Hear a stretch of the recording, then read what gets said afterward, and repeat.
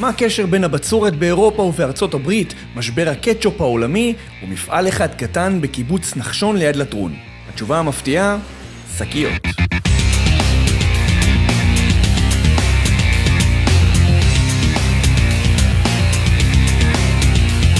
התחלנו ייצור שקיות טרופית.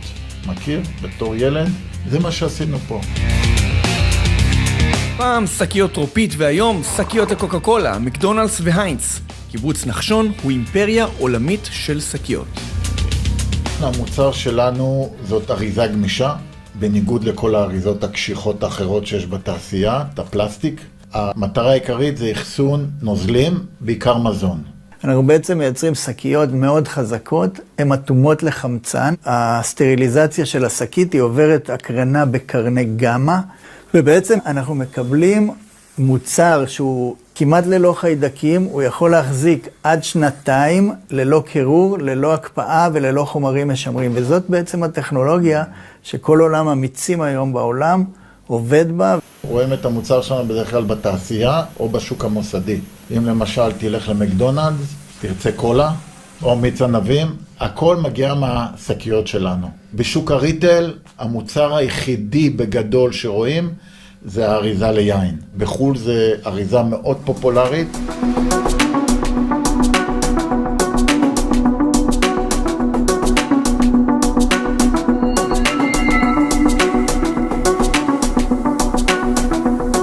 אנחנו נמצאים באולם הייצור העיקרי של השקיות בישראל. יש לנו עוד 2 אולמות כאלה או יותר גדולים בחול. זאת שקית שהגודל שלה 55 גלון. היא מיועדת לחבית, בדיוק ממלאת חבית או 200 ליטר. השקית היא מאוד חזקה, וכשפותחים אותה היא נראית ככה. זה בעצם הגודל שלה. היא מורכבת ממספר שכבות, שבין היתר יוצרות את היכולת לשאת את המוצר הזה 3,000-4,000 קילומטר בלי להיפגע ולהביא את המיץ שלם ובטוח וסטרילי לגמרי. בין כל ענפי המזון שלהם מייצר המפעל שקיות, המלכה היא העגבניה. ובשוק העולמי של אריזות לעגבניות, קיבוץ נחשון הוא שחקן מרכזי. ולא מדובר בשקיות עגבניות כמו שאנחנו מקבלים בסופר, אלא שקיות שמכילות בין טונה לטונה וחצי של עגבניות מרוסקות, וכשהן מלאות עולות $1,800. באריזה לעגבניות אני לא בטוח שאנחנו לא מספר 2 בעולם. אנחנו מוכרים כ-30%, אולי קצת יותר מ-30% מכל האריזות בעולם לעגבניות תעשייתיות. ב10 או 11 הגדולים בעולם אנחנו 38%, הם כולם לקוחות שלנו. מוטי אנחנו מוכרים 100% מהמוצרים, מורנינגסטאר שהוא היצרן הגדול בעולם, 20 פלוס, 25% אפילו. בעצם כל שם שתגיד אנחנו שם מאוד משמעותיים, זה עבודה של המון שנים. אם אני מסתכל 20 שנה אחורה, כמעט לא היינו שם. מכרנו רק בארץ. ושקיות ענק כאלה, ללקוחות גדולים כאלה, במחירים גבוהים כאלה, שמועברות מרחקים כל כך גדולים, חייבות להיות עמידות במיוחד. יש סיבה לזה שהשקית צריכה להיות אטומה, כדי למנוע כניסה של חיידקים לתוך המוצר. במידה וכן נכנס חיידק, מכל מיני סיבות, יכול להיות גם פסטור לא תקין, שחיידק מתחיל לעבוד, הוא מייצר גז.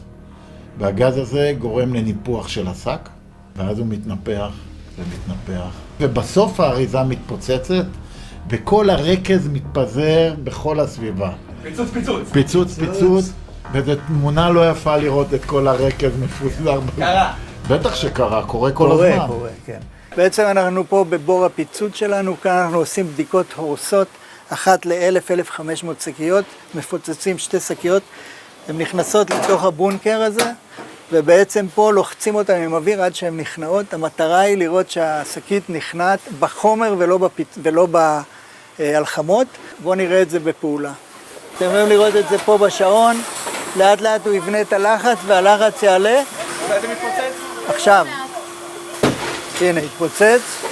כרגע היא בודקת את השק, את ההלחמות ההיקפיות, לראות שהם לא נפגעו.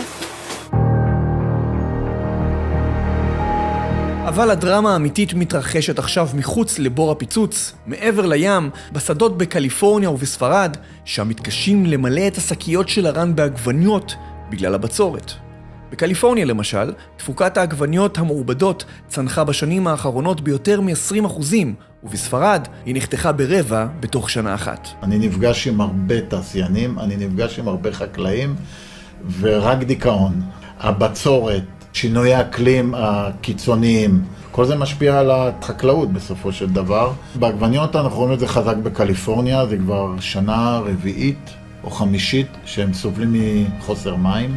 אם התחזית הייתה ב-2022 כ-13 או 14 מיליון טון של עגבניות, בקליפורניה הם אולי יעשו השנה 10.5 מיליון.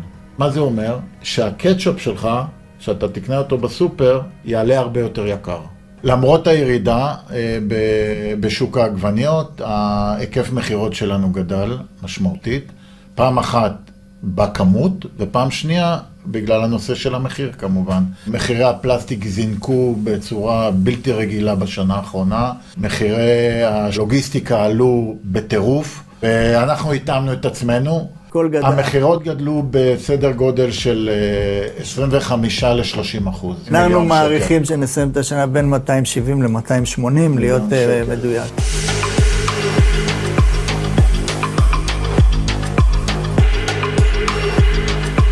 ומה הלאה? אפשר לעשות אקזיט משקיות לעגבניות? תראה, זה על הפרק. אנחנו בהחלט בוחנים את זה קדימה.